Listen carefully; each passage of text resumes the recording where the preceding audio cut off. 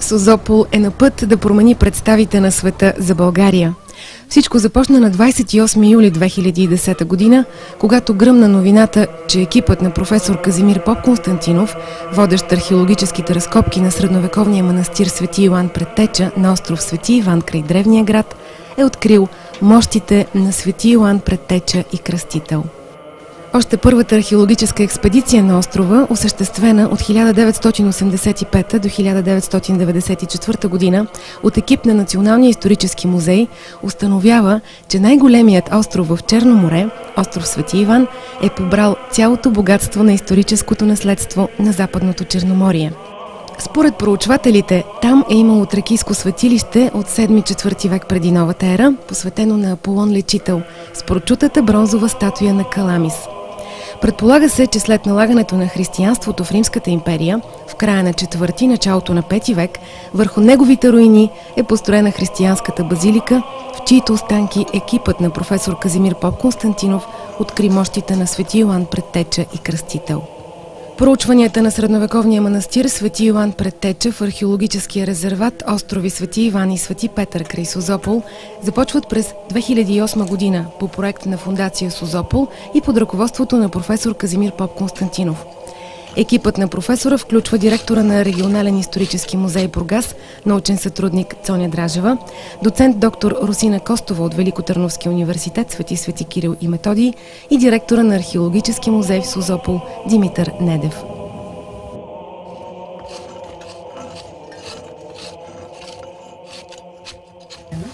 Боже мой, на 28 в 13:30 е открито това нещо.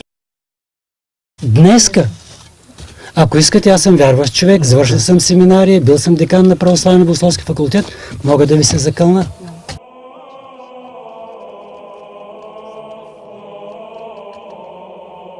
Какво представлява този реликварий? Както виждате, той е мраморен и един от редките екземпляри именно заради своето оформление. Какво има в него? За нас е все още тайна.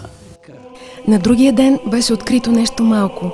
Каменна кутийка, надписите върху която обясняваха голямото, че в алабастровото ковчеже лежат част от тленните останки на Йоан Предтеча. 4 стени. Значи почваме от тук, смъкваме надолу. Като купчето на Рубик. Въртим. Ето така ще бъде. Така. Тук. В тази част на дъното е отбелязано на гръцки. Кюрие, воете, тосодуло, т.е. Господи, помагай на Твоя раб. И тук отдолу е изписано името. Томас. Както се казва, на 100 000 веднъж се случва.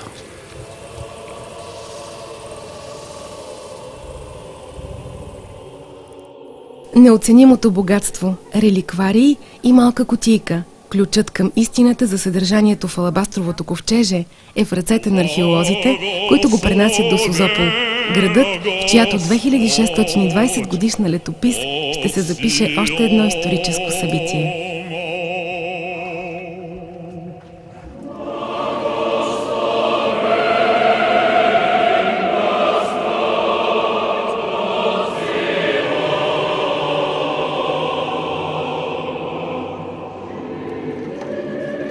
На 1 август ковчежето разкри пред камерите и фотоапаратите на журналистите, пред погледите на археолози, духовни лица и граждани, пазените в него съкровища. Част от челюст с зъб, кост от пета, фаланги от пръсти и други малки костици.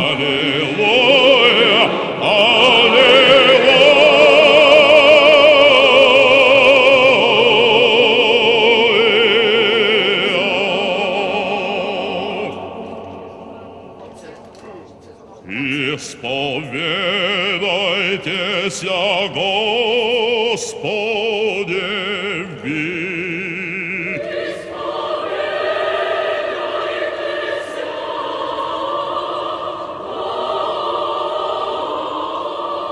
Това е духовна святост. Това са нетленни, чудотворни, които са обставени на земята за наша духовна полза. Затова нашето поклонение към тях и целуване изразява нашата дълбока вяра. Зато и светите мощи правилно да бъдат в църква, на най-почетното свято място, защото светостта е върха на всяко благочестие.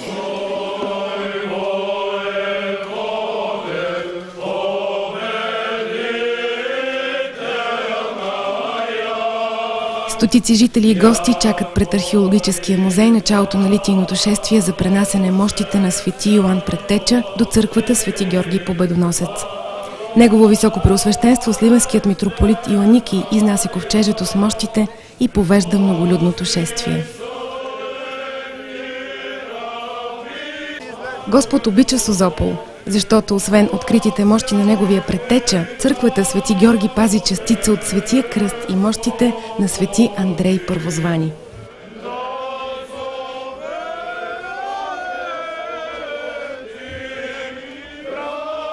Мощи на предтечата дошъл да свидетелства, че Христос е чаканият Спасител, част от кръста, на който Той умря за всички ни, и кост от първия му ученик. Подобно триединство на сакрални за целия християнски свят реликвии няма никъде другаде по света, освен, може би, в Ватикана.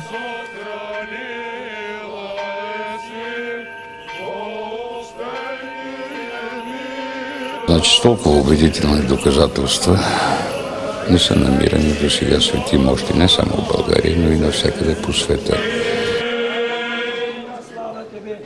Цари небесни, утешители души истини, ниже везде си и се изпълняй.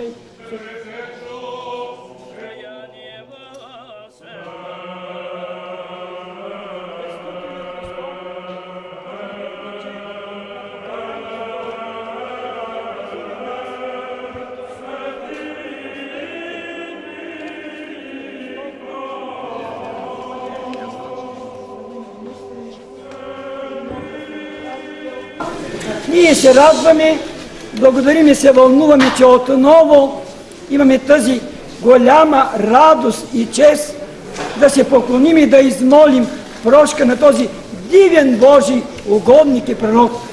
Светостта е върха на всяко благочестие.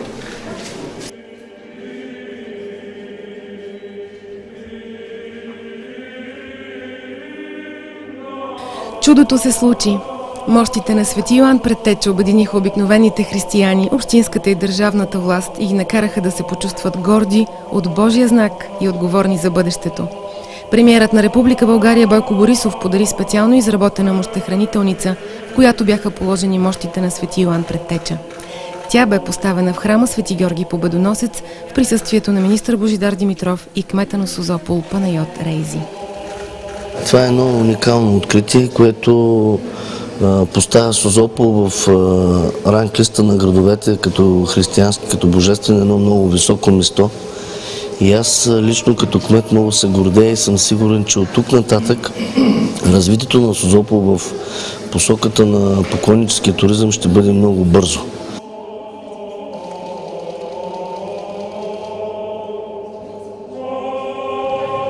Изключително вълнение госпожа Тове Скарстейн, посланник на Норвегия, страната финансирала проекта, благодарение на който бяха открити мощите, посети остров Свети Иван. И се чувствам изключително щастлива от това, че Норвегия допринесе за възможността да се намери този реликварий. It's of incredible importance not only for Bulgaria but for Europe and for the whole Christianity.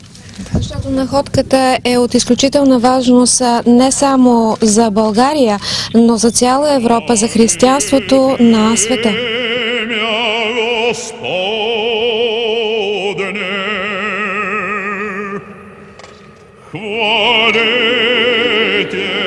Най-големият остров в Черно море Свети Иван съхранява културно-историческо наследство, което тепърва ще разкрива своите тайни. Историята сочи, че когато Свети Андрей Първозвани тръгнал да разнася християнството по тези земи, първо е спрял в Созопол.